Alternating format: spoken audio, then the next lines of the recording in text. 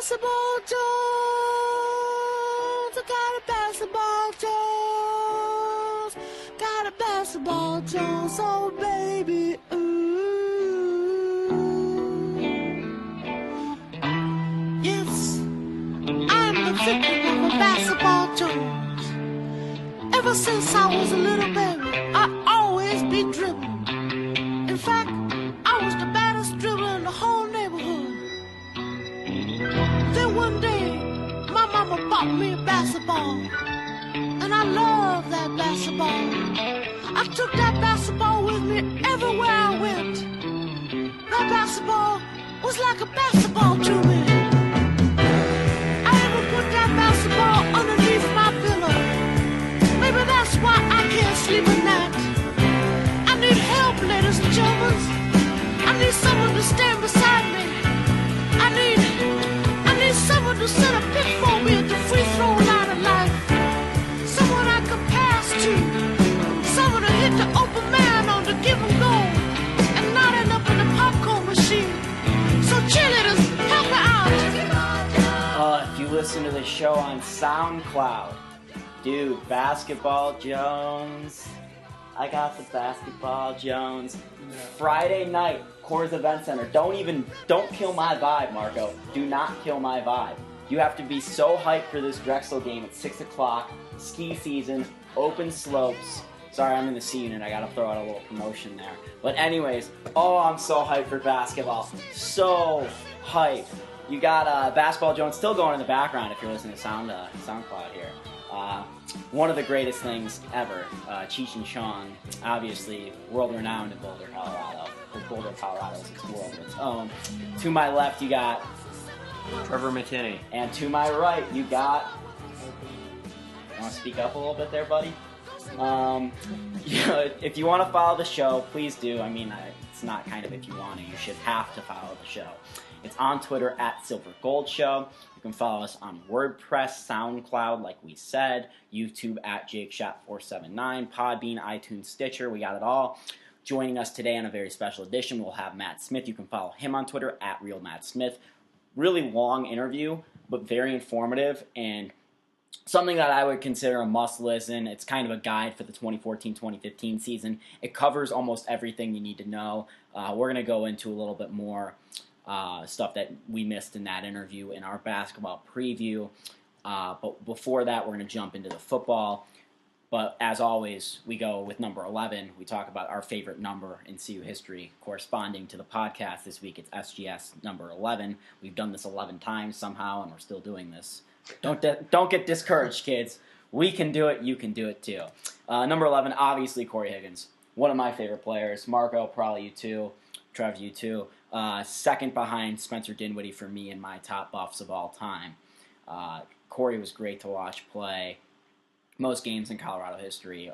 Career buff. I think I saw somewhere that he's in the 2014 CU Hall of Fame, Sports Hall of Fame class. That's saying you're one of the best. That's laced him up in Colorado athletics. You know, Dave Logan's in there. I don't know why Dave Logan's the first that comes to mind, but because I guess he's the best. And he played baseball and football here. You know, and basketball. You know, I guess Dave Logan's a good example. Corey's in that class. We talk about it with football. You know, with this senior class with Tyler McCullough and guys like that, of trying to change the program and change the perception of the program. And I think Corey did a great job of that when he was here for us. You know, he really brought us. He ushered in a new era of Colorado basketball, I think we can say. You know, his senior year was that year we went to the NIT with Alec Burks, and, you know, that was really the beginning of what we really are, I would say. We got snubbed from the NCAA tournament that year, but Final Four NITs are still pretty good. I'd take it. I'd take it any year, really. You know, I guess not anymore. I wouldn't take it anymore. And we'll talk about that in a few minutes, but let's talk about the football game. The Buffs fall in the desert in Tucson, 38-20, a lot closer than the 18-point game that it was. That was actually the spread on this game, 18.5 points. I'm glad I didn't tell you either way because I probably would have been wrong. Buffs have now lost 18 straight games against ranked opponents, 23 on the road, 10 last conference games, and 6 overall.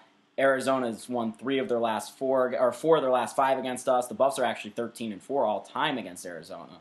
But, not looking too hot for us lately. The Buffs are 1-11 when wearing black helmets.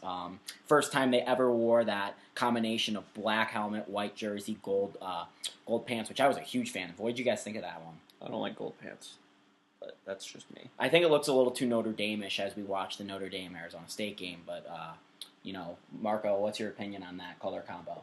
I mean, I really don't have an opinion. I actually like the Notre Dame's, Well, they're classic, but I just don't think they should be copied.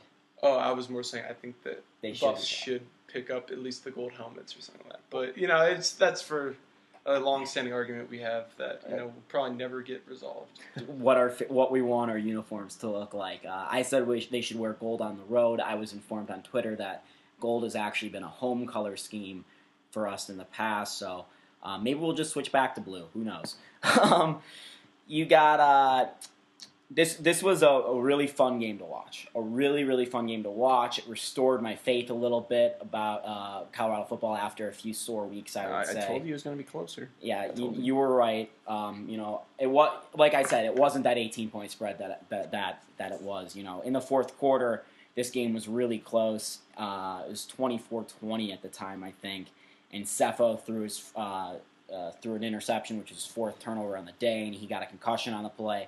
And that was really the end of the day, and Arizona ran it up after that. They scored the last 17 points of the game, similarly to last year where they scored the last 14 points of the game. But, you look at it, and that was really the end of the game for the Buffs. A game that they really had opportunities to win, and the turnovers sucked. It was the script, as Ryan Koenigsberg put it out there on Twitter. It's the perfect way of putting the season. It's been a script every single game, seemingly, of missed opportunities and finally losing in the end. But to start off the gate, you had the quickest score or quickest touchdown. I guess that would be a score. You can't get a field goal in 11 seconds. But I guess you could get a safety. But Cepho throw to Shea for 75 yards on the first play from scrimmage. It was awesome. Freaking awesome. And then you get the defense have a stop. You could not have asked for a better start. Really fun start there. And then, the game keeps going, and it's close, and, it's back and forth. I hope you guys watch the game, because it was phenomenal. If not, you should watch the rerun on Pac-12 Network. I'm not going to go totally in-depth about it, because we had a really long show, but we're going to jump right in kind of to the talking points here. And, when you have a start like that, we've talked about the Buffs playing full 4 quarters, and when you have a start like that, you should be able to play a full 4 quarters. I mean, I completely agree 100%, but what we've seen from this team and the fact that there's so much youth, we haven't seen a full 4 quarters in any game this year. And, when we start giving that, I think we'll start seeing more wins. But until then, we may see the same kind of thing happen game after game. I almost don't even think it was the way that we played. I think it was just like the turnovers and stuff. Because I thought that we played a pretty solid game overall for the whole game. And it's just we had some untimely turnovers that kind of cost us those 18 points. Yeah, I'd say for the second week in a row, turnovers were the number one factor in us losing the game. Yeah, and I went back and forth on Twitter with someone about this. We'll just jump straight into the turnovers because that was the key to this game. He said it was Cepho's fault. Convince me that it was Cepho's fault, that these turnovers were Cepho's fault. Can either of you convince me that all these turnovers were Cepho's fault, or even one of them? I mean, no. Like that, I would be arguing against that. I think that the offensive line is the reason, right? I agree. Okay, I thought, because I got called out on Twitter for that from our account saying that it was Cepho's fault. I think that person was, not correct in that opinion. I completely believe every single turnover was basically on the offensive line. Both fumbles, obviously you got hit him, and then the 2 interceptions he got nailed on. When you don't have time, and then it affects the rest of the play around you when you get hit like that. When you're not turning over the ball. So, Cepho, we hope to see healthy. He has a concussion. He's day-to-day. Bye week and only play Oregon. So, a lot of time to rest up. A lot of injuries here going on with the Buffs team.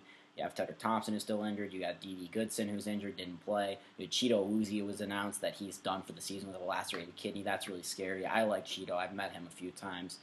We really hope he's healthy because he's a real good dude. Then you have Michael Adkins got hurt in this game, and that was really the turning point. Because that was another turning point because Michael Adkins looked really, really good to start off this game. And not that Phil Lindsay didn't look good, but Michael Adkins is more of a complete back than Philip Lindsay at this point in their careers. And I know you both always have issues with the way the running backs are used and the usage of the compilation of running backs. How do you feel the running backs were used after Michael Adkins got? I was fine with it, except for some of the play calling, again, because I think I counted like 3 or 4 sweeps where we used Christian Powell on the sweep play, and like you just can't do that. I think that since he's a power back, he needs to play power football. So run him between the tackles, and then put Atkins or Lindsey or any of the other guys, Jones. So I don't care on the outside on the sweeps, but I mean they look good except for the play calling. What about you, Marco? Yeah, I agree 100%. Like I didn't really see a lot of plays that stood out to me where I said like I thought that they could have used a different running back, but it is clear that the play calling is not totally synced up to the skill set of each running back, and that needs to be worked on, especially on the bye week. I almost think that if we ran a couple like power I formations and gave it to George Frazier every once in a while, it wouldn't hurt. You know, if he eats up 4 or 5 yards on and it's tough in the Pac-12 when you have so many guys in the middle that are huge, and we've been running away from guys, and that's something that we've been doing that's been good. But I understand what you're saying, where if you run away from, if you run into these Nichols defenses, it'll only pick up 2 or 3. It's just enough of a distraction where you can open up some lanes to the outside. Exactly. That one little hesitation step that nickel corner has, because he's maybe looking at the run, that could make all the difference. Lindgren did a great job in this game. McIntyre and Lindgren did on the offense. The balls they had in this game of play calling were spectacular. When you go on the road and are playing ranked teams, you need some balls to and you haven't won a game in conference. You need some balls in your play calling to give your team a chance to win. You need to surprise the other team, and they did that. You had the Spruce to Cepho role play touchdown over there, which was I think the most. That tied the record in Colorado history for most hookups between 2 guys for touchdowns, and then you had some really good play callings for the first 3 quarters, and then the fourth quarter. I know Cepho gets hurt, but it was just meh after that. Would be the best way of describing it. Gerke didn't look good. Not much. The grass is not always greener, people. I'm gonna keep saying that over and over. I truly think Cepho's a really good quarterback. I think he's got all the weapons around him. I just think the offensive line needs to develop a little bit. Well, and I think that him leaving showed how much of a leader he is on this team. Because you kind of just felt the team just kind of like, oh, okay, we're done. Like, Cepho's out. There goes our chances. And I think that his leadership really, really showed in his absence. And I think it translates to both sides of the ball when you have so many guys injured on the defense and the secondary. They played phenomenally. Keeping the Buffs in this game despite all the turnovers. I know they had 28 points off of turnovers, but they didn't score really besides the turnovers. They had, 2 field goals going. They had a field goal or 2 going into that last Cepho turnover. I guess it would be 1 field goal going into that last Cepho turnover. So they really kept us in this game. A young secondary. A lot of guys looked really good in it, too. Yates on the run game, Richard Yates, solid. I was really impressed. You throw a guy into the fire like that, and he performs like that. And, I think Cepho's leadership translates on both sides of the ball because you look at it, and he's one of the only guys on the team that was healthy that game. Because Addison Gillum wasn't really healthy. He's still recovering from the flu. He played some downs. We hope to see him get completely back. We really haven't seen a healthy Addison Gillum all year. But in general, I was impressed with the Buffs once again. I know we're considered optimists according to our listeners, and I really don't see what's not to be optimistic about. Because the last time we took a ranked team on the road to a 1-score game in the fourth quarter, I think was 2009 Oklahoma State. I tweeted it out from the Folsom Frenzy account. I'm not exactly sure, but we'll talk more about football next week on the podcast. We'll preview Oregon. And we'll do a little recap of the Drexel-Auburn basketball games and a preview of the Wyoming basketball game, which will be a big one. But let's get into basketball, baby. Roll Tide, 2014-2015. I don't know why I said that. I'm not a big fan of that. Hashtag United and under Tad. Those are all things we're doing with the C unit. I'll give you a little update on that in a minute. But we start with 2013-2014. And if you want to listen to the Matt Smith interview, which I'm sure you're all here for, is going to be right after we personally recap or talk about our season. But let's start with the 2013-2014 season. You had the highs and lows of the season. You had the Buffs beating Oregon. You had the Buffs beating Kansas. You had the Buffs being a real good team to mess with. And then you had the Buffs being flat against teams like Oklahoma State and Baylor. I know Baylor was the first game of the year. I know. I think that Oklahoma State was just really talented last year. Yeah, I mean, we were outplayed, but it wasn't a game. I mean, it was just a better team. That's all it was. And then you had the down points of the year where you had to take Wazoo at a neutral court for basically all that it was. On the road, or not on the road, a neutral court, you had to take them into overtime to win that game with a fully healthy team. And then the next game, you have Spencer go down, which was obviously the lowest point of the year. And then you have a team that goes, I think it was 9-10 after Spencer got hurt or something like that, and just get their ass whooped in the tournament. And, you know, I was kind of expecting it personally. I know we're all homers here, and all the pundits were expecting it, but that team just wasn't comparable to that Jamie Dixon Pittsburgh team. Such a well-coached team. I mean, that's the problem.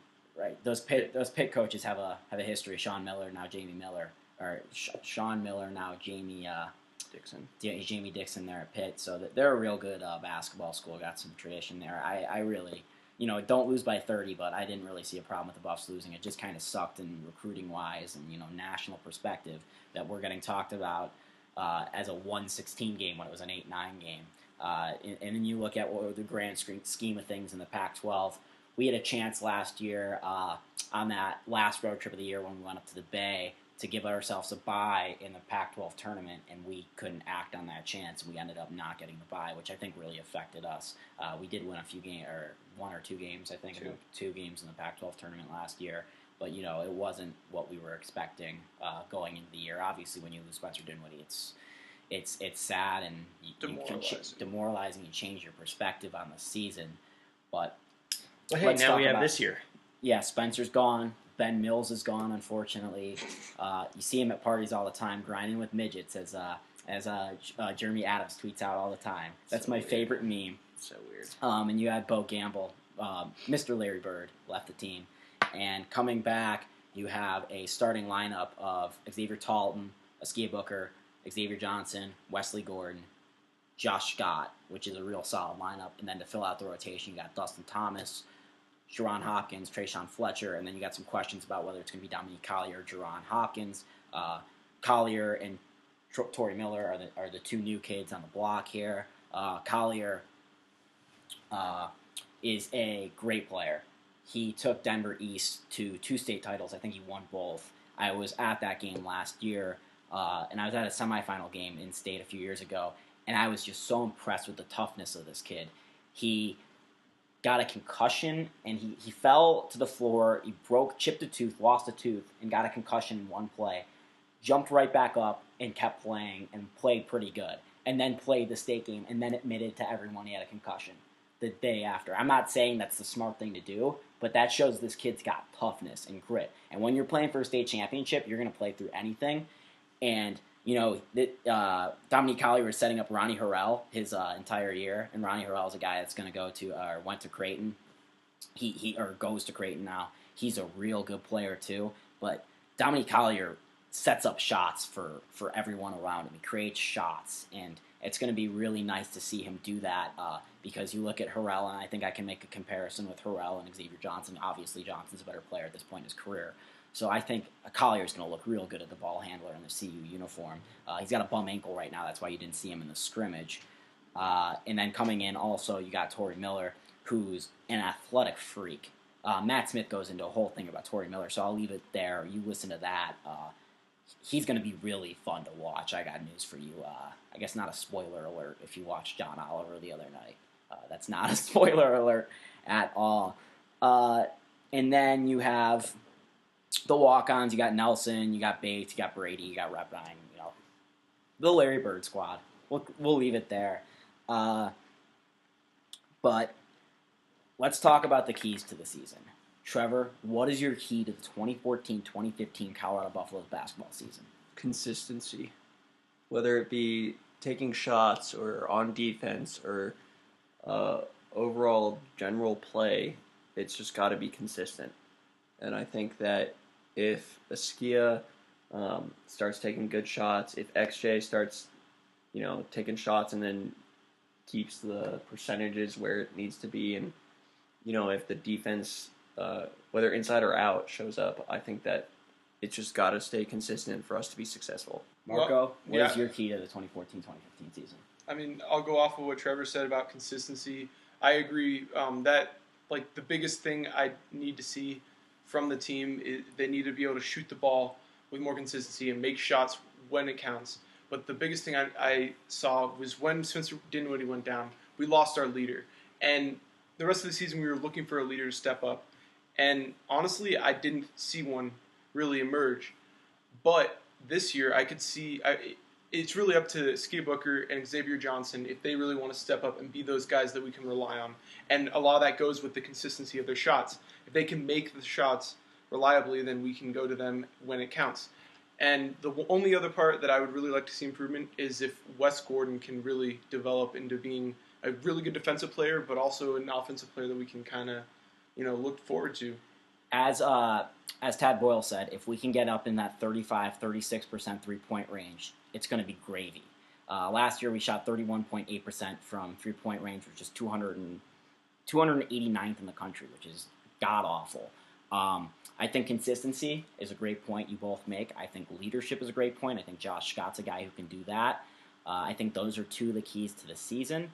I think establishing defense and rebounding as the keys to this basketball team are going to be a huge key to this season. We saw some issues with perimeter defense last year, and I think being able to guard the perimeter is really going to be the turning point for how this team goes. Whether if they can guard the perimeter, they're going to make some huge noise. If they can't, it's going to be the very same season as last year. I mean, even more towards the after Spencer Dinwiddie type season. So now we look at the strengths and weaknesses of Colorado. One of the biggest strengths, you look inside and you got a lot of height and you got a lot of depth there, and not a lot of teams have that. And you look at our upcoming schedule and those teams don't have that. So it's a huge advantage, the height we have. And Trevor, he knows a lot about Wesley Gordon through some mutual friends, and he can give you a good scouting report on Wes because he's obviously a huge factor in how the Buffs will do this year.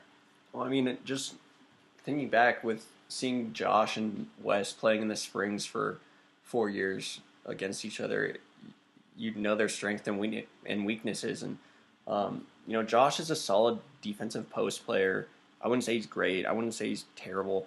He's just solid. And then Wes, I think he's one of the best in the Pac-12 at defense in the post. When he comes to play. Yeah, exactly. And then when you have another beast like Torrey Miller, I'm excited to see Miller and Wes down low just swatting everything. Obviously, the defense is going to come a little bit later because he's a freshman and he's athletic, but I think that kid's really raw. I think, a huge thing will be developing Dustin Thomas a little bit more inside and giving him more of a 4 role, just seeing how the Buffs play, and kind of a shorter team. As a shorter team, more athletic. If he could improve his post scoring and post moves, I really think that we could spread out the floor. And that's what Tad Boyle is looking to do. He said it in his press conferences. He wants to get the athleticism and get out on the run. Well, I think improving the post play, the offensive post play in general, is just an improvement that we need. Because Josh was the only consistent one, and even then, it wasn't great. I think, what did he shoot last year? Like 60-something%? Josh? Not even. Well, that's pretty good. It was more, we had a problem feeding the post a lot of times. Like, we would kind of... Well, a lot of that stems from the ball carrying situation. After Spencer goes down, you have Jerron Hopkins step in, and we all thought Jerron was going to do a good job handling the ball. He proved that he was not a good one guard. He's more of a 2-3 guy, slasher. And then you had Xavier Talton. It took him some time to really take full control of that role. He's a little tentative sometimes. Yeah. And, that'll come with confidence that it'll improve. Right. Talton's a guy that doesn't really look for his own shots. He spreads, he tries to pass the ball around a lot, which leaves opportunities for Ski to take over and not pass the ball. And it's kind of a, revolving door there at point guard of, who's going to really feed the post. But, I think if Xavier Talton really steps up and is a true one guard this year, you're going to have a guy that's going to be able to feed the post, nonstop, especially if you're spreading out the court with Xavier Johnson. He's a true threat out there on the wing. And depending on the health of Dom Collier, he could also step into that role. Yes. It really depends. He's a little more versatile than Xavier Tolton. I'm not putting down Xavier Tolton. I think he's more of the solid bet. Who? I'm talking about Dom Collier. Okay. And but I think that it depends on how healthy he is and if he can really learn as he goes in his freshman year. But we could be seeing a future tandem of Scott and Collier for a little while until Scott leaves to be the next Tim Duncan, of course. And he might be the best post player in college I've seen in a long time. I mean, Julius Randle, they may say he's got some ability, but you look at Scott, and I see him only improving in that area. And, come the NBA, he's going to not revolutionize the position because it actually has kind of gone away from that type of play. Yeah, he's more of an old post player. Exactly. Like, you look at Anthony Davis and, like, Julius Randle, and they're more like, or Nerlens Noel, and they're, like, quick in the post. Or, like, they'll do the flashy plays. Yeah, and then you get guys like Josh who sometimes he's going to be able to average a double-double. Yeah, we're talking about here. And last year he averaged 14 and 8. And I think the last guy to average a double-double was Andre Roberson, and obviously he was spectacular. Mm-hmm. But you talk about the strengths of this team, and it starts with Josh because he's one of these three guys. The Buffs have 3 guys in the top 10 of Pac-12 scorers returning, and 3 guys in the top 8 of Pac-12 rebounders. And those are really nice stats right there. You talk about the returning veteran leadership, and I think that's a huge strength that the Buffs have a lot of veteran leadership on this team. They return guys that have played, I think it was in 226 games overall in their career or something like that, and 91% of their minutes that they played last year in a game against Pitt. So they return a lot of veteran leadership, and that's a strength. You look at the 2012 club that made some noise, and it's nice, but this team does have weaknesses, and we talked about the inconsistency, and we talked about a leader that needs to step up, away from the veteran, because there needs to be one guy, I think, on this team that's going to say, hey, it's me. Like we did last year with Spencer Dinwiddie until he went down.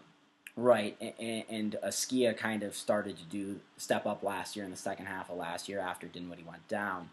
But, if you can get it's hard to develop forwards to be that guy in college, but if you can get Josh to be that guy, because they don't handle the ball.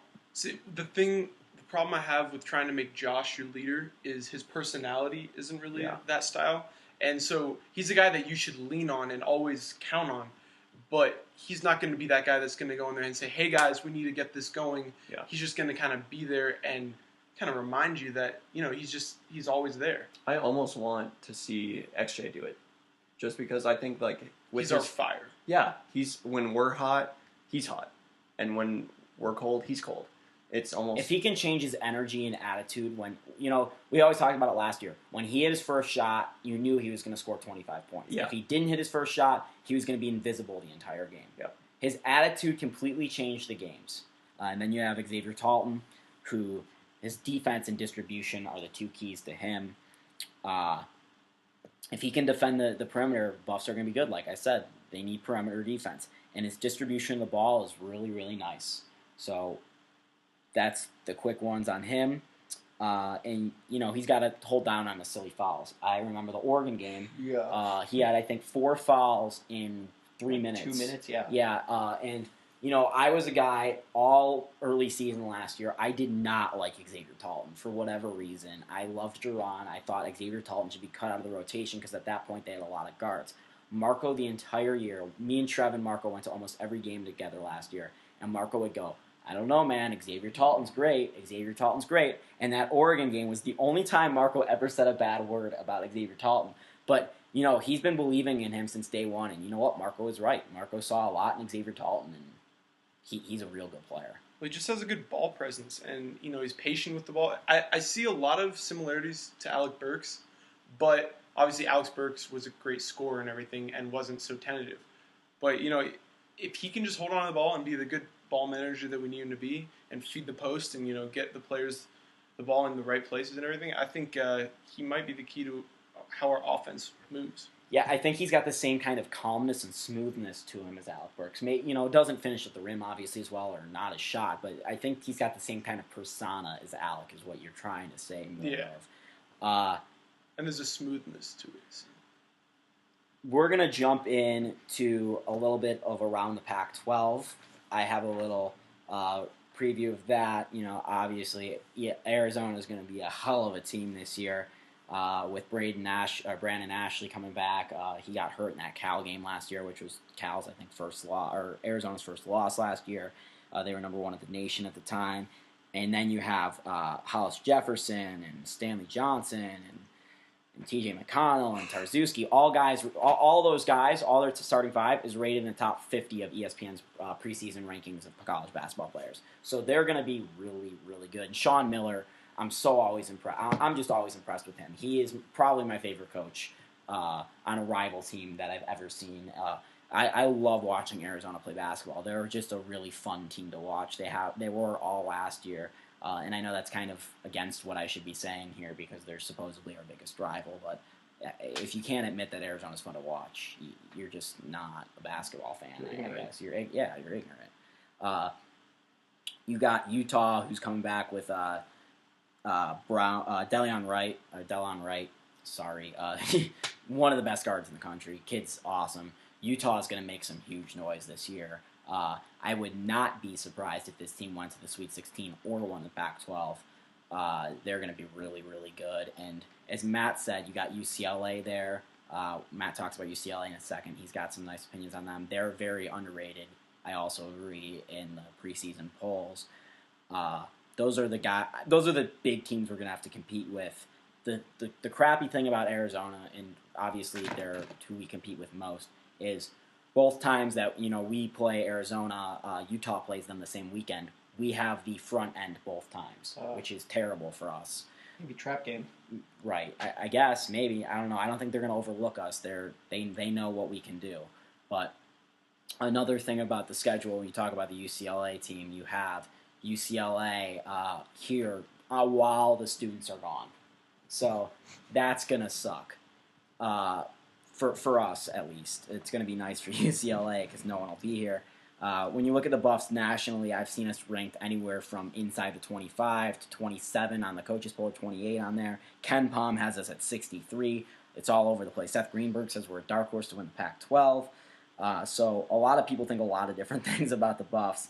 And I don't know who's right or who to believe in, but, this season can go a lot of different ways, and we'll talk about predictions in a second. But we'll talk about upcoming games before we get into our season prediction. You have, I said we'd go full basketball preview, Marco. We're doing a full basketball preview. We will not disappoint our fans. Here's what like you a do. 2-hour show. Here's what you do. You go to Chipotle, get a big fat burrito, and or then Qdoba if you have taste Chipotle. buds and stuff. All right, this will be a 3-hour show if you guys keep going on about this. First game is Friday at 6 o'clock against Drexel. Last year, Drexel played really well. They played Arizona they only lost. They were up 20 against Arizona in the NIT out of conference tournament at half, and then they lost 66-62. And then they played UCLA really tough. They lost 72-67. They have a mix of seniors and young kids, so they're kind of a mixed team, and they've got CBI, CBT, or CBA. No one knows what that means. CPI. The postseason hopes that aren't NIT or NCAA tournaments, basically. Yeah. They're a solid team. They shouldn't be overlooked. And then probably the biggest out-of-conference home game for us is Auburn, who was 14-6 last year. They come in here on Monday night at 11 o'clock. That game will be showcased on ESPN as part of the 24-hour tip-off marathon. That'll be a lot of fun. Me and Trev watched that last year till like 4 in the morning. Yeah.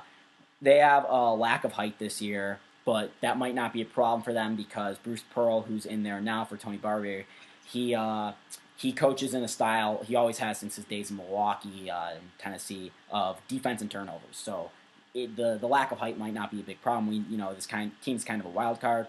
The experienced team from last year graduated. They only returned 47% of their minutes, so they're going to be young. But Bruce Pearl's such a great coach. He can just get anyone to play for him. He could get like Hitler to play for him. And, like, Okay, we're gonna stop you there. And then they had one game before. They're gonna have one game before us. They play Milwaukee on Friday night. Their best player is Antonio Mason, who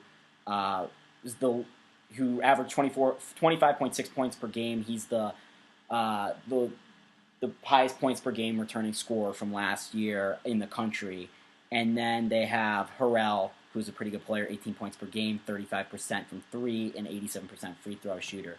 So they're a solid team. We look to that. And quick predictions from the year.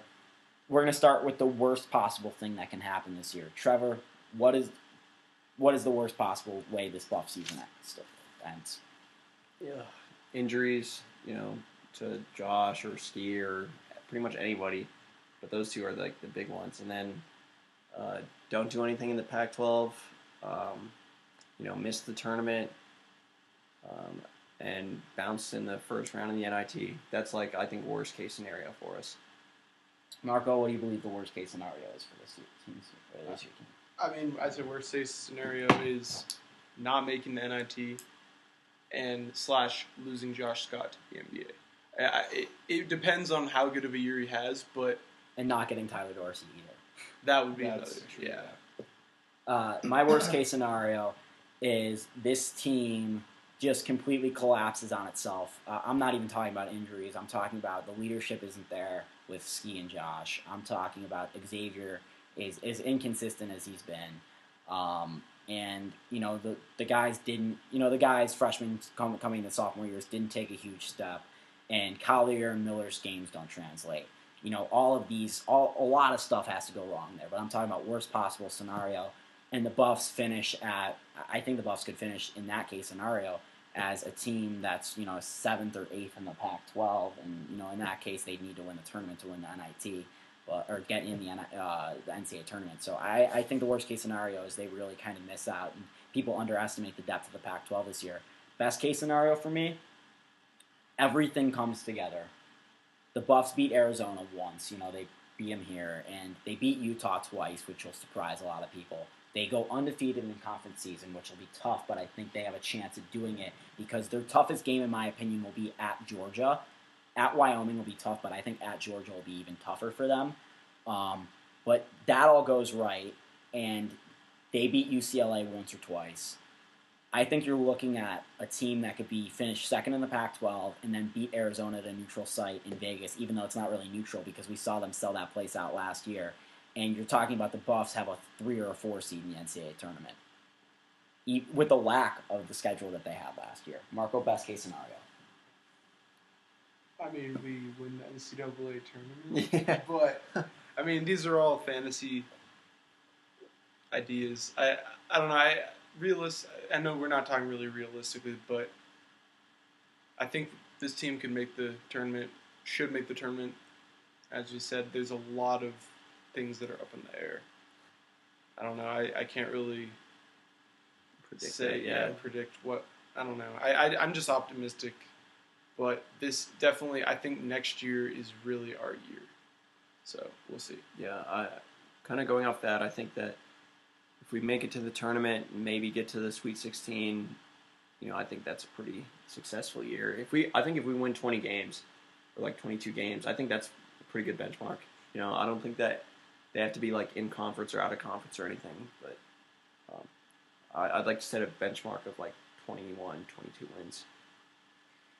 All right, now we're going to go into our interview with Matt Smith. Joining us on the podcast, episode number 11, Silver and Gold Show, Matt Smith. You can follow him on Twitter at RealMattSmith. Phenomenal radio personality, one of my best friends in the entire world. And if you haven't heard his Askia Booker game winner play call, I got it for you right here. Here come the Buffaloes. For it's a full court play.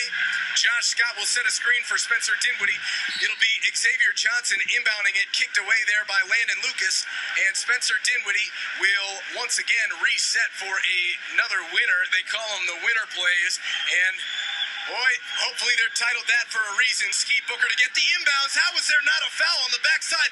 Booker launches a three. He got it! Ski got it! He got it! Oh, what a shot by Ski Booker! Knocks down the three. And Colorado has defeated Kansas 75-72. Colorado wins! my goodness, Ski Booker knocks down one of the bigger shots of Colorado basketball history. One of the best radio calls out there. It's right up there with, Giants win the pennant in my heart.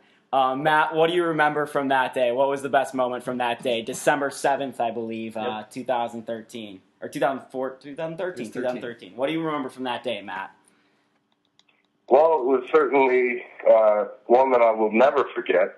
As I went back and listened to it, I did that about a month and a half ago. I remember there was a moment when I checked Twitter during the game and some random tweet popped up and said, "Don't ever give up. Miracles happen every day." And I remember remarking to Joe Paris, my broadcast partner, when I read that, I said, "Very interesting." And then Colorado's lead began to dwindle, and it seemed like we were headed for another U of A disaster game. And when Colorado lined up with the sideline out of bounds, I remember Askia getting that ball right after Spencer Dinwiddie got shivved with the forearm by Jamari Traylor. I remember Askia Booker getting that ball and lining up perfectly from that Euro step. And when that shot went in, there was no holding back any reaction whatsoever. It was pure emotion, and I've never been a part of a sporting event in my entire life that was as memorable and as exciting as that day. Yeah, certainly one of the greatest days. When I look back on college, I sat with these two at this game. I'm pretty sure I kissed one of them. I was that excited. I don't really remember. I blacked out that moment when we rushed the court. That was so phenomenal. Obviously, the high point of last year, the low point being Spencer's injury in Washington. You were at every single road game last year. If you want to give us, a 1 minute recap of how your opinion of the 2013-2014 Buffalo season went, go for it. Well, it was a pretty special year to begin everything. You look at what they were able to accomplish in their non-conference schedule. They got up to 15 in the country, and when Spencer went down, they were up 38-32, and I believe 5 through 10 lost that day.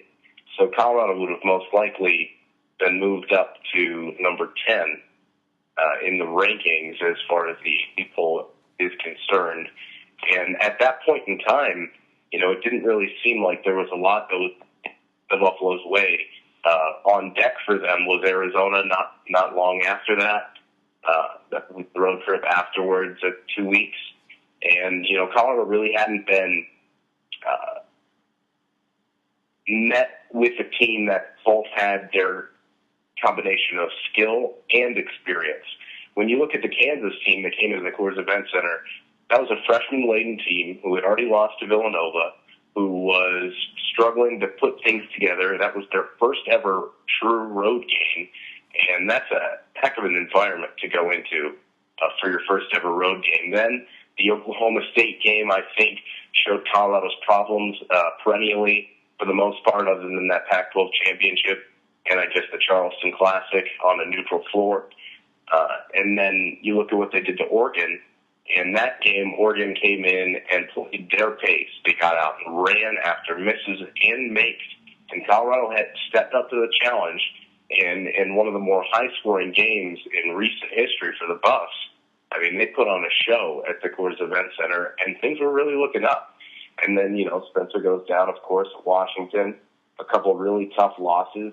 They're left with a team that had to relearn how to play basketball because lose your leader. You lost your point guard, who's the guy who sets up your X's and O's on the floor. And then you kind of put the ball in the hand of Booker, and going from Spencer Dinwiddie to Askia Booker is a very, very vast difference. Now, it's not something that Askia certainly couldn't handle, but last year without Spencer, on the majority of occasions, Colorado struggled to put up more than 60 points. Josh Scott was essentially their rock all year long, and outside of that, they had to get random contributions. Now, I will say, Xavier Johnson picked it up there at the end of the year And I believe he had 27 points against Washington. Colorado routed Washington when they played him again at home. And you look at that Buffs team without Spencer Dinwiddie, and there were some bright spots, but there was clearly so much development that needed to take place that one had to wonder how long that was going to take. And I think this off season was pretty much a make or break period for this upcoming one. Yeah, you've seen these guys behind closed doors. You've been someone that's been able to look at their progress from the offseason. We look at what's happened this offseason. Spencer left for the draft as a second-round pick of the Pistons. Ben Mills, Bo Gamble left. Obviously not that important in the Ben grand scheme Mills of left? things. What are we going to do Yeah, for exactly. backup center? Go to work, Ben. Then you got Torrey Miller coming in here and Dominique Collier. How do you think the offseason has benefited the Buffs? Which players have really stepped up in terms of what they're going to look like for 2014-2015? Well, I think across the board, it's just been an offseason where not only did one player or a few need to step up, everyone needed to develop. It was just that crucial that when you play Tad Boyle basketball, everyone has to buy into the system. And we haven't seen a Buffs team that's taken pride on the defensive end of the floor like the 2012-2013 team did. But of course, you have Andre Robertson on that team, who was, in my opinion, by far the best defender in the country, not only one of the best rebounders, but he affected the game to the point where you were essentially playing 4-on-5 because you knew on any given night he was probably going to take somebody away. So then you go back and look at this team and you look at what Tad Boyle stands for and what the University of Colorado stands for, and you say, well, what needs to improve?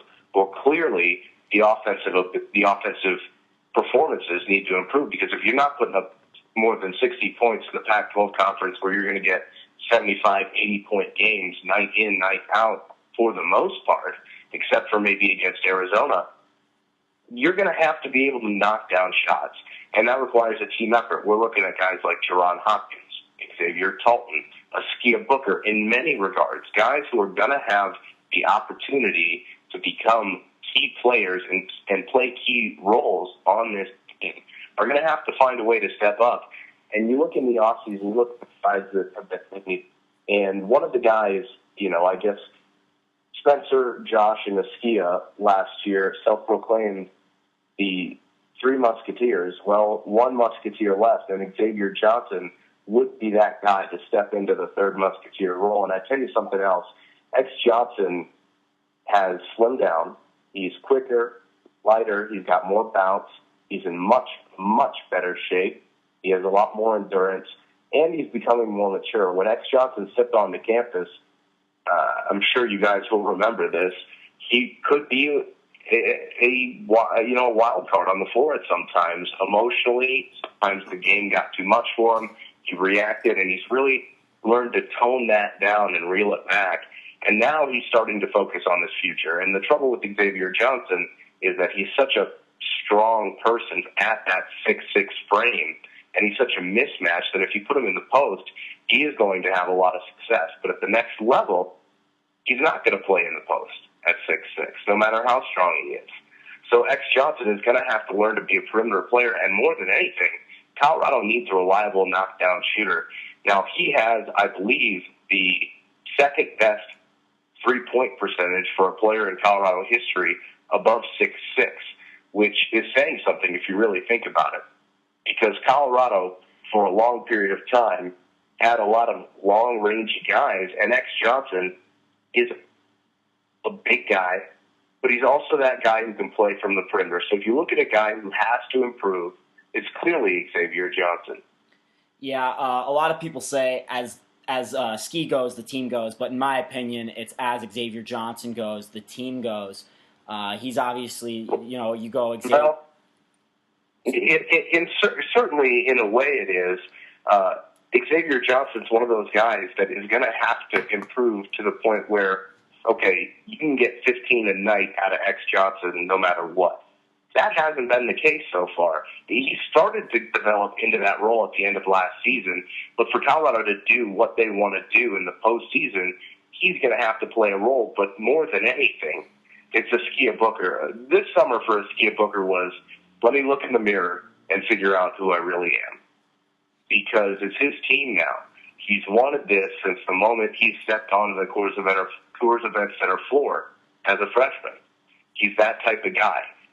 Askia Booker is one of those guys who likes to let everything fall on his shoulders. Take the good, take the bad. He's willing to take it all. And when you're willing to take it all, you have to step up and rise to the level of your best ability, whatever that is. For Askia Booker, he's a guy that's put up 27 points in a game. He's a guy that's had 11 assists. Not many Colorado Buffaloes all time have had many double-digit assist games. In fact, you go back and you look in the record books, it's probably where Colorado has lacked more than anything else. So when you look at a guy like an Askia Booker, you say, what can this guy do to help me win games? And last year, Askia in wins without Spencer Dinwiddie averaged 17.6 points per game. In losses without Spencer Dinwiddie, Askia Booker averaged 11.3 points per game. Askia Booker is the key to this team because those 6 points, potentially 2 3-pointers, they're momentum turners, and that's the type of guy he is. He brings fire, he brings energy, he's somebody that, especially this year's team, everybody looks up to, and he's somebody that's going to need to get the ball rolling for this Buffalo's offense. Now, it's a concern of every Colorado Buffalo fan that Askia won't make the right choices on the basketball court, but he put in a lot of work this summer.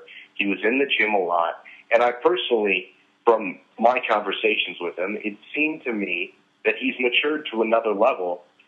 However, the thing remains with Askia, when the shot clock winds down and the play breaks down, be willing to stick to the system. Because Askia Booker is one of those players that if you give him the opportunity to play one-on-one, he's just not going to pass it up. So he likes the spotlight. He likes to be the guy. He likes to be the hero. And a perfect example of the high of Askia Booker is winning the Kansas game. And a perfect example of the low Askia Booker is shooting 3 for 13 in a loss at home to UCLA, or 3 for 15 or 5 for 17. Askia can't have games like that if the Buffs want to win. Those 17 shots need to be more 12 to 13 range. Because the thing about him is, even at his size, he's done a master job this summer, getting bigger, getting stronger, and being able to get in the lane, finish over contact. So when you look at him, well, how are you going to give me production other than shooting the basketball? Is it going to be getting to the free throw line and earning free points? Because from there, it's practically automatic for him. You just got to dial it up. He's not a career Spencer Dinwiddie shooter. At times, he's had rough stretches. In clutch moments, making some free throws. But when it comes down to it, this is why he decided to play Colorado college basketball. This is why he decided to play NCAA D1 basketball. It's for the opportunity to be a leader of your team. And a guy like that is going to be looked up to by everyone. So when you talk about development over the offseason, for him, he's already a very skilled, very polished player. But for Askia Booker, the development comes between the years.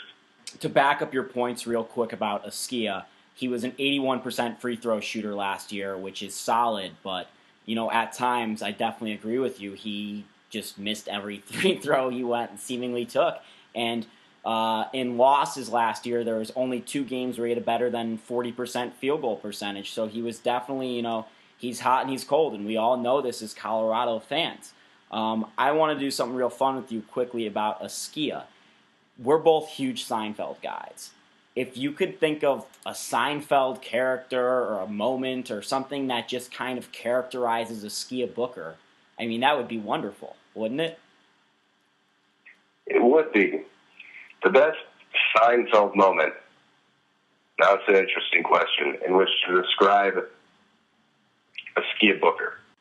The perfect Seinfeld moment for Askia Booker and what he represents would probably be Kramer's obsession with the cafe latte. You want a cafe latte? Get your cafe latte.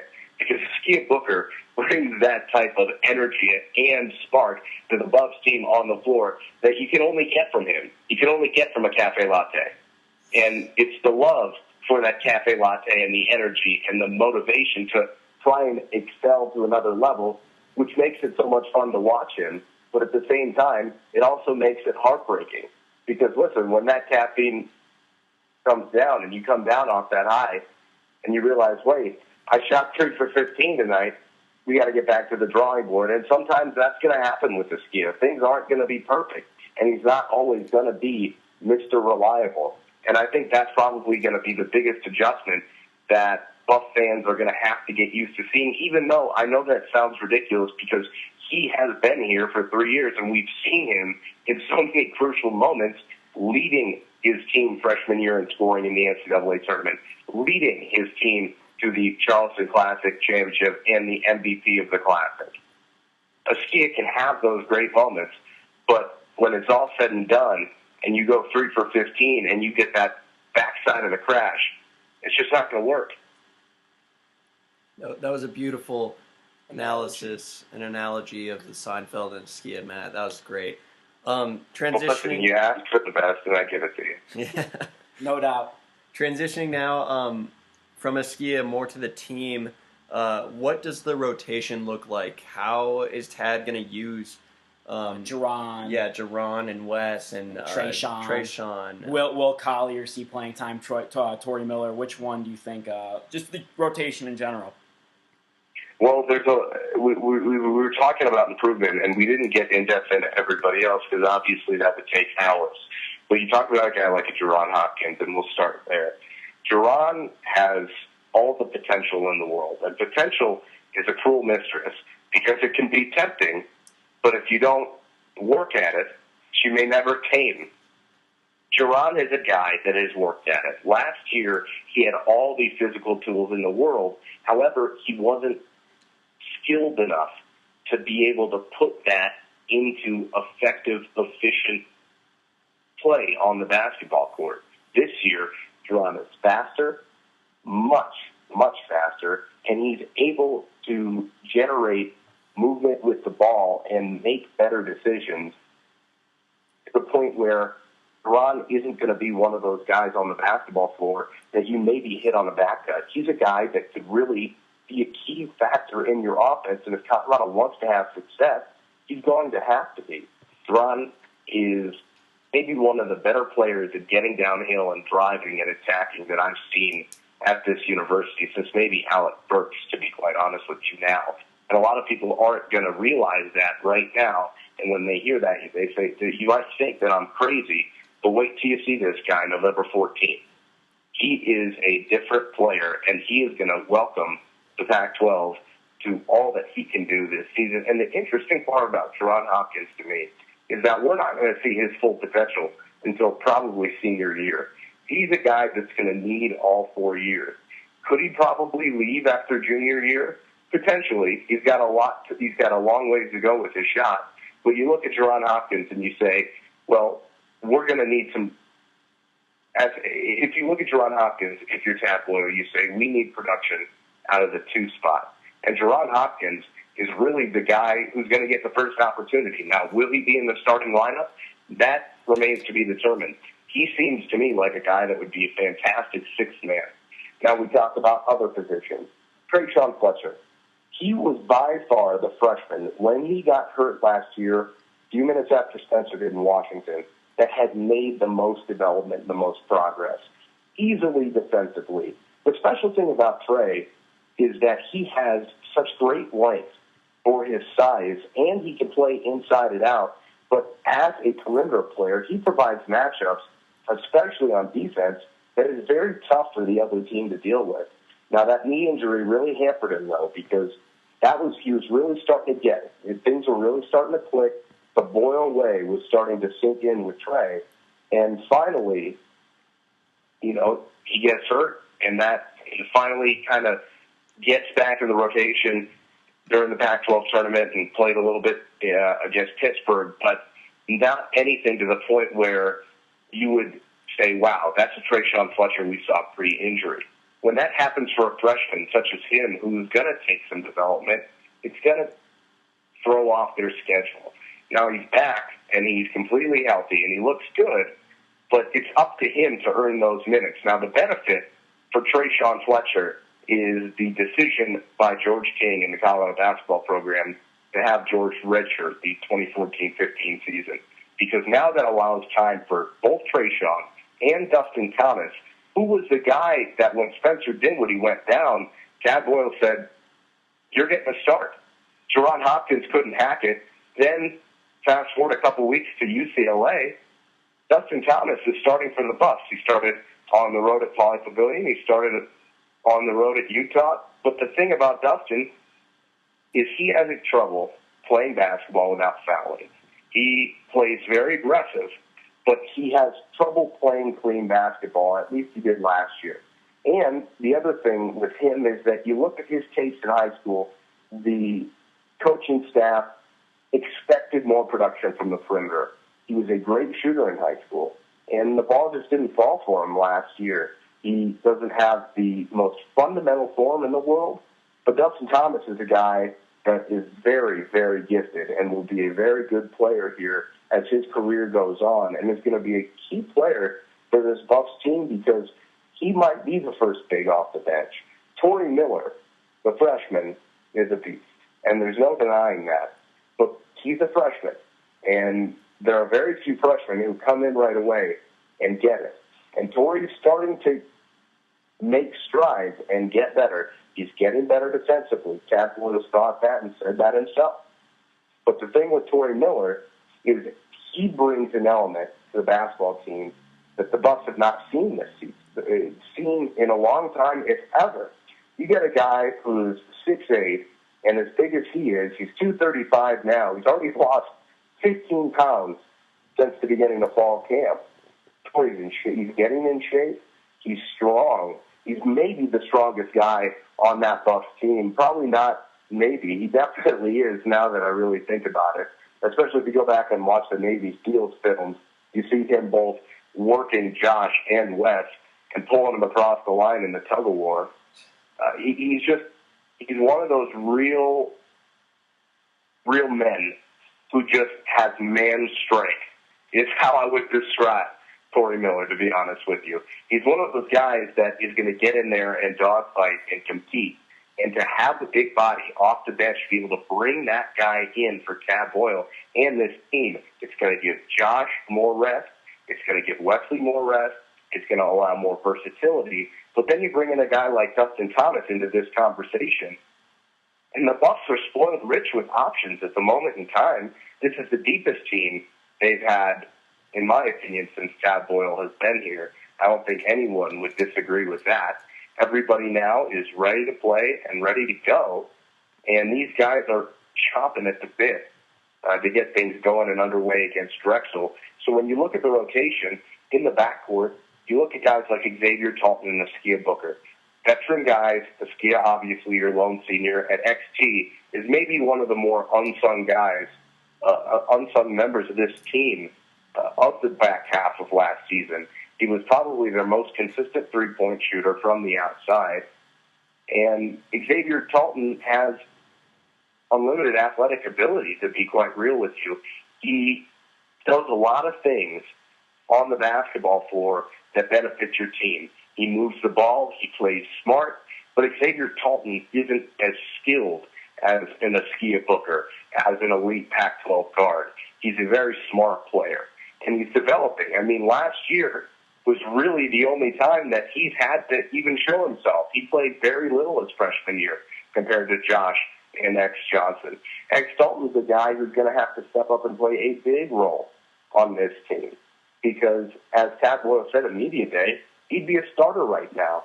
And if you really think about it, from the perimeter, you've got Askia Booker, but Xavier Talton's your next best option shooting the ball from the perimeter. And for a Colorado team that struggled to put up above 60 points, you're going to need somebody who can bury threes. Going off of what you said about Torrey Miller real quickly, Tad said he wants to play an up-tempo pace this year, take advantage of the altitude, take advantage of the depth of this team. I think bringing Torrey Miller into CU is a big move for Tad, kind of a new wave player, like you said, a different player than they've had in the past. And I think he kind of fits the bill of a guy who's going to be athletic and run up and down the court. Obviously, Tad has a lot of wings, and I think his dream team could be a team like a George Karl Nuggets team from, circa a few years back. What do you think about them incorporating fast break style that we've heard of in the media? Well, I think more than anything, Tad wants to revamp his offense. And with the pieces he has, he can get out the run. And Tad says he wants to do that and play faster. And when you play at altitude, you have to do that. It's a huge advantage to play at altitude, and to not play an up-tempo style of basketball will hurt you. And I think last year, without Spencer Dinwiddie, the Bucks didn't have the best transition game. Not only do they have to learn to play better offensively, but they have to learn to play better defensively in transition to stop the teams of the Pac-12, especially this year. Because, you look at Arizona, and they lost a lot, but they also gained a lot, especially with experience. You look at people Colorado will compete with, Utah, by far the best Utah team since Colorado and Utah have joined the Pac-12. They are very talented and very deep as well. So if you're going to want to beat those teams, you're going to have to give yourself an advantage. It's a very, very good move. And to add to that, Tad has also revamped the offense. It's much more fluid. There's a lot more movement. The ball is definitely not going to stick half as much as it used to last year in the half court, and that was a big problem. When the ball sticks in the half court, you allow the defense to settle. And without established shot makers and guys who can really make a lot of plays, and without Spencer last year, the only established playmaker you had was Askia Booker, and the only established low post player you had was Josh Scott, to be quite honest with you. Guys who you could legitimately rely upon. You could with X Johnson, but you really never knew what you were going to get last year. You're starting to see more consistency out of that.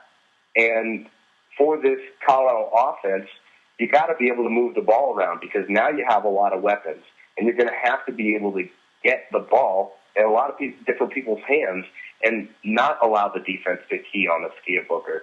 You make this team a run team, and you make them kick it up into another gear, and you're not going to be able to throw a really big guy at Askia Booker because the Bucks are going to be flying around. Now, Tad wants to run fast, but that's going to be an adjustment process over the non-conference season. You're not going to get that right away. That's something that, with a few games under your belt, you're going to start to really develop timing and rhythm, and we'll see how that progresses. So, to your question, I like the thought of it, but we'll see if it can be implemented in game action. All right, so you mentioned like how the losses that Arizona had, and like about how they've had to rebuild, and a lot of other teams in the Pac-12 that had a lot of changes going on. And I just wondered, how do you think we fare in terms of the upper echelon of the Pac-12? Well, I think the Pac-12 at the top, you start the conversation with Arizona and Utah. DeLon Wright may be the best guard in the entire country. At least maybe Marcus Page would rival him in my eyes at the moment in time. Both those guys are great playmakers. Marcus Page, of course, of North Carolina. But you look at Arizona, and from a physicality standpoint, it's going to be a very, very difficult matchup. Colorado is physical, but you look at a starting lineup most likely of T.J. McConnell, Stanley Johnson, Rondae Hollis-Jefferson, Brandon Ashley, and Caleb Tarzewski, and you got to put on the big boy pants. You're going to have to bang around, and that's particularly a team in which Torrey Miller is going to be extremely important to this Bucks team. So by the time the Wildcats roll around on the schedule, you're going to have to get them ready to go. So as far as Arizona, listen, you know they're always going to bring defense. Now, Stanford's another team that is really interesting, and despite their Sweet 16 run, they lost Dwight Powell, who's a very, very good player. One of my personal favorites in the Pac-12. He didn't really have much of a left hand, but very smart, and a very crafty guy now in the NBA, but they have Chasson Randall, who is probably the second best guard in this conference behind DeLon Wright. That Stanford team is interesting. You always think that they don't have enough pieces, but at the end of the day, they're always in the conversation, or at least they have been the last 3 years. And you got to give Johnny Dawkins a lot of credit for that, because that's a guy that was rumored to be on the hot seat and has really turned that program around. They got Reed Travis. They got some really good commits. You look at that Stanford team and you think to yourself, oh, they're going to be a force. Then you look at a UCLA team. Kyle Anderson, Jordan Adams, two of the best players in the conference last year, gone. Well, what are you left with? Norman Powell, Bryce Alford, and a lot of young guys. And Bryce Alford's only a sophomore, so he's really young. And that UCLA team is really young. And I believe they were projected preseason as fifth in the conference, but that team is going to be better than a lot of people think. And I read a tweet the other day that said Norman Powell had 31 points, and UCLA beat UNLV 101-60 in the closed scrimmage. And if that's the case, then the Pac-12 needs to realize that UCLA really did not lose that much, because when you beat a team by 40, be it in the non-count, in the exhibition season, in the scrimmage season, nobody really knows what the parameters or what even went on there, how structured it was. But that's a pretty staggering score. And again, another team you're going to have to be worried about. So if you look at this Colorado program in the scope of this Pac-12, they're definitely, I would say, in the top of the Pac-12, but they're not the top of the Pac-12. That's Arizona and Utah. And we're talking about, on paper, Colorado is probably third there, but it's really going to depend upon how they play. Can they produce points? Because, listen, this Buff team does have a lot of talent, but if they can't play any better than they did without Spencer Dinwiddie last year, and obviously that was an on-the-fly decision, or not a decision, that was an on-the-fly situation they had to deal with and cope with, and they had no time to prepare, and it was like starting blank in the middle of the season. Clearly, you're not going to see what you're going to see now in November. All we can hope for is a team that's going to be able to compete with every other team in the conference, and that's something that last year's team without Spencer Dinwiddie could not do. We've talked a lot about this CU basketball team, and it's a lot for us and our listeners to take in, you being so knowledgeable compared to us. Obviously, you go every day to practice, and you're around the team a lot. You know a lot about these guys. Someone else you're around a lot is our friend of the show, and me and your friend, Ryan Koenigsberg. You play Pac-12 or Buffs media basketball all the time with these guys. I want a scouting report on what Ryan Koenigsberg looks like on the floor for those pickup games. Well, he's the Sean Marion of our CU media games. He's got a good shot from the outside occasionally. When he's streaky, he can knock it down, but his hands are real low. He's not shooting above his head. He's got real low. So when you're playing Ryan Koenigsberg, listen, you got to play the shot because he's trying to shoot first. Is he a chucker? Is he a chucker? No, he's not a chucker. I'll give him that. Koenigsberg is not a chucker. But he can be if he wants to be. I've seen Ryan Koenigsberg take heat checks from about 7 to 10 feet beyond the three-point line and call cash on him and throw it over the backboard. It's just a true story. It's just a true story. If you're asking me if Ryan Koenigsberg can score on me, absolutely not. That's not a possibility. Oh, lockdown defense from Matt Smith. Just as that lockdown mustache you got going on there. Real fundamentals. It's fundamentals. Right. Fundamentals of life right there from Matt Smith. Why is your Twitter name not at Matt Smith's mustache? Once you pick it, you kind of go with it, right? So instead of changing my Twitter handle, I think that it's just a part of the real description and the adjective, because in the real, there's obviously mustache included. You don't have to. The only way you don't have to comment on this real quick before your name is if you have a mustache. You don't have to comment on this, but Tad Boyle had that quote about being real. And I know personally that you keep it as real, if not more real, than Tad Boyle. So I'll leave you there. But, you know, the mustache definitely adds to keeping it real. And I know Carlos Villanueva of the Cubs definitely had some nice things to say about your mustache at one point. So when you can get a thumbs up from Carlos Villanueva about a mustache, it's always a good time.